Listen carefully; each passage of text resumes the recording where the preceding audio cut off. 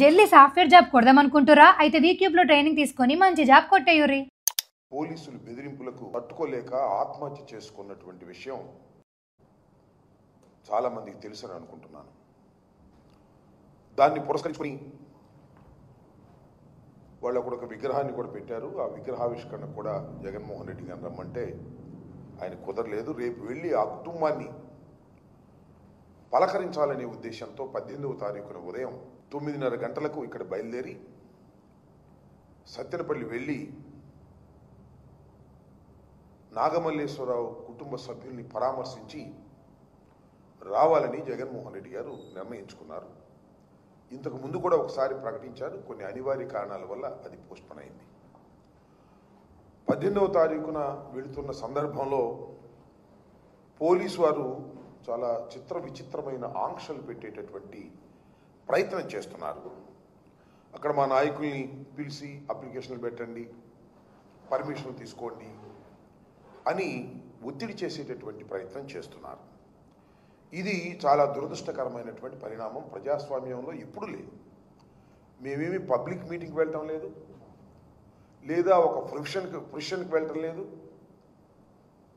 ఒక మనిషి చనిపోతే ఆ కుటుంబ సభ్యుల్ని పలకరించడానికి వెళ్ళినా కూడా ఆంక్షలు పెట్టి ఇబ్బంది పెట్టాలనేటువంటి ప్రయత్నం చంద్రబాబు నాయుడు గారు చేయటం చాలా దురదృష్టకరమని ఈ సందర్భంగా నేను చెప్పదలుచుకున్నాను. అసలు జగన్మోహన్ రెడ్డి గారు ఇంట్లో నుంచి బయటకు వస్తే ఊరుకోమనేటువంటి పద్ధతుల్లో వ్యవహరిస్తున్నారు చంద్రబాబు నాయుడు గారు, లోకేష్ గారు పోలీసు యంత్రాంగాన్ని ఉపయోగించి. మొన్న పొదిలి వ్యవహారంలో కూడా చూశాం.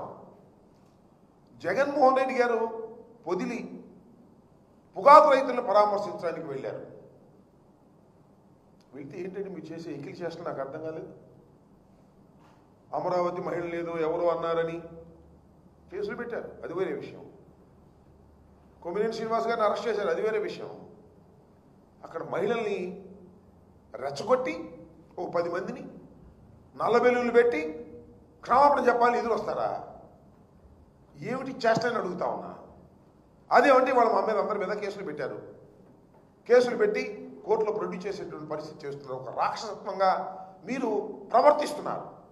ఇవాళ జగన్మోహన్ రెడ్డి గారు కూడా రెంటపాల గ్రామం వెళ్ళి ఆ కుటుంబాన్ని పరామర్శించాలనుకుంటే ఒక బాధిత కుటుంబం పోలీసుల యొక్క దౌర్జన్యం వలన, పోలీసుల యొక్క హెరాస్మెంట్ వలన ఆత్మహత్య చేసుకున్నటువంటి వ్యక్తి నాగమల్లేశ్వరరావు.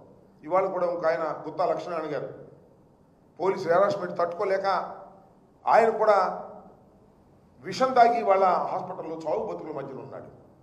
ఈ విధంగా పోలీసు యంత్రాంగం మా నాయకుల మీద పడి ఇష్టం వచ్చినట్టుగా ప్రవర్తన చేస్తుంటే వారికి మనోధైర్యాన్ని కల్పించడం కోసం, వారి కుటుంబాలకు మనోధైర్యాన్ని కల్పించడం కోసం జగన్మోహన్ రెడ్డి గారు వెళ్తే మేము సహించమనే పద్ధతుల్లో ఇది చాలా దుర్మార్గమైనటువంటి అంశం. ప్రజాస్వామ్యంలో ఇవి తగదు. అనేక సందర్భాల్లో అనేక చోట్లకు వెళ్తాం, వాళ్ళని పరామర్శిస్తాం. సరే, జగన్మోహన్ రెడ్డి గారు వెళ్తున్నారంటే చాలామంది అనుసరిస్తారు. అది భగవంతుడు ఇచ్చినటువంటి అదృష్టం, రాజశేఖర రెడ్డి గారు ఇచ్చినటువంటి క్రేజ్ ఆయనకి. దాన్ని మీరు ఎలా కంట్రోల్ చేసుకోవాలో ఆలోచించాలి తప్ప ఈ రకమైనటువంటి పిచ్చి చేష్టలు చేయటం చంద్రబాబు నాయుడు గారికి, పోలీస్ యంత్రాంగానికి సరైనటువంటి విధానం కాదని ఈ సందర్భంగా నేను చెప్పదలుచుకున్నాను. ఈ భారతదేశంలో ఎక్కడికైనా వెళ్ళి స్వేచ్ఛ భారత పౌరుడికి ఉంది. దానిలో మాజీ ముఖ్యమంత్రి గారికి ఖచ్చితంగా ఉంటుంది.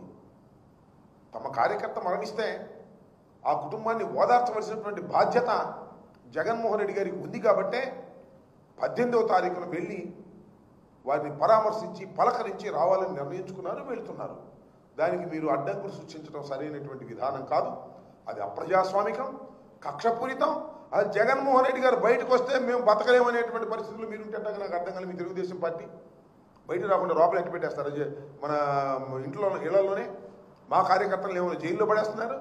జగన్మోహన్ రెడ్డి గారిని ఇంట్లో బంధించి ఏదో చేయాలని మీరు అనుకుంటున్నారు. ఇది చాలా ప్రమాదకరమైనటువంటి సంకేతాలు ఇస్తుంది.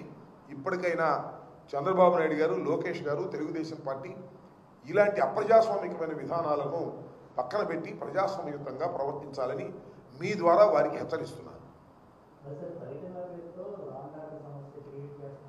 ఎవరు చెప్పండి. మేము ఇంతవరకు వెళ్ళాము. ఇన్ని పర్యటనలకు వెళ్ళాం. ఎక్కడ లా అండ్ ఆర్డర్ సమస్య వచ్చిందండి? ఎక్కడ లా అండ్ ఆర్డర్ సమస్య వచ్చింది? మీరు ఎదురు వచ్చిన తోట వచ్చింది. మీరు ఎదురు రావచ్చా? పొగాకు రైతులను పరామర్శించడానికి వెళ్తే బెలూన్లు పెట్టుకుని ఎదురు వస్తారండి. ఎవరిదండి తప్పు? మాదా? చెప్పమని అడుగుతా ఉన్నా.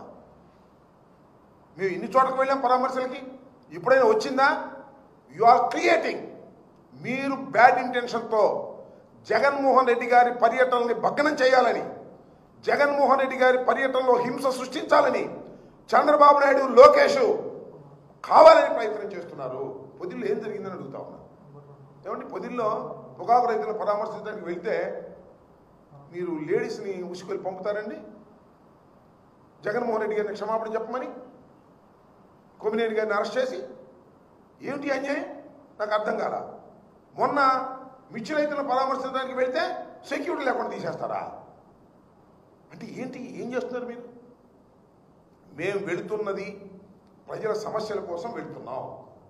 ఆ సమస్యల కోసం వెళుతుంటే మీరేదో భావోద్వేగాలను రెచ్చగొట్టి మా మీదకు ఉసిగొల్పి పోలీస్ యంత్రాంగం మీ దగ్గర ఉందని నేను అడుగుతా ఉన్నా. కొమ్మినేని శ్రీనివాస్ గారిని అరెస్ట్ చేశారు, ఆయన కృష్ణరాజు గారిని అరెస్ట్ చేశారు.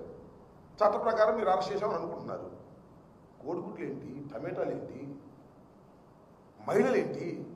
కోర్టుల దగ్గరికి వెళ్ళి, న్యాయస్థానాల దగ్గరికి వెళ్ళి, న్యాయస్థానంలో ప్రొడ్యూస్ చేసి బయటకు వస్తుంటే కోడిగుడ్లు ఇస్తారనుకుంటున్నారా?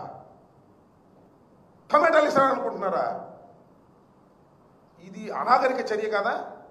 ఇది లా అండ్ ఆర్డర్ బ్రేక్ చేయటం కదా? మాదే తప్పు మీదా? గుర్తుపెట్టుకోమని మనం చేస్తున్నా.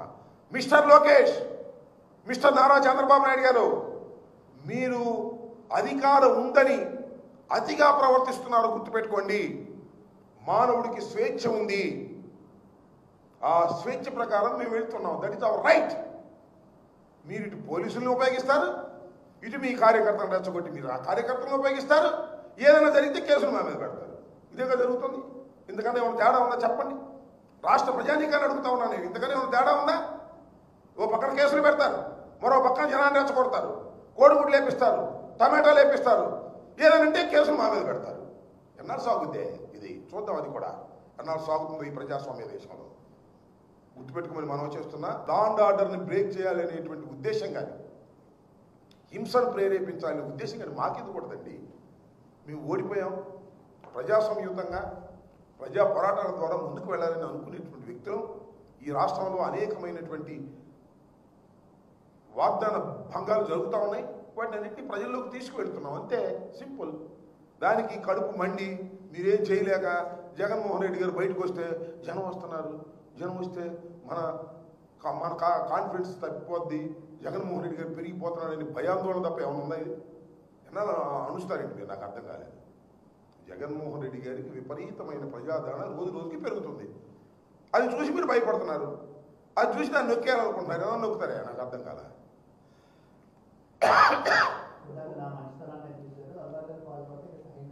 ఎవరిది? చంద్రబాబు గారి మంచితనం చాలా కాలం నుంచి చూస్తున్నాగా. ఎన్టీ రామారావు అధికారంలో దించి దగ్గర నుంచి చూస్తున్నాము. ఏమంటే హరికృష్ణని పక్కన నెట్టిన దగ్గర నుంచి ఆయన మంచితనం చూస్తున్నాం. ఆయన పేరేంటి వెంకటేశ్వర పక్కన నెట్టినప్పటి నుంచి మనం మంచితనం చూస్తున్నాం. చాలా కాలం నుంచి ఆయన మంచితనం చూస్తున్నాం. మన కొత్తగా చూసేది ఏముంది? కొత్తగా చూసే మంచితనం ఏమి లేదు. ఇప్పుడు ఆయనకి 75, 76 ఉన్నాయి. నాకేమో 66, 67 ఉన్నాయి. నా చిన్నప్పటి నుంచి ఆయన మంచితనం చూస్తూనే ఉండా. ఇందిరాగాంధీకి వెన్నుపోటు పొడిచి మామగారి పార్టీలోకి వచ్చిన మంచితనాన్ని చూసాం.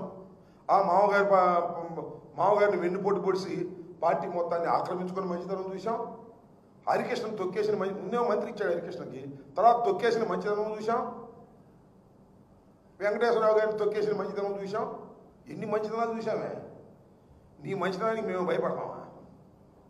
భయపడితే రాజకీయం చేయగలుగుతామా?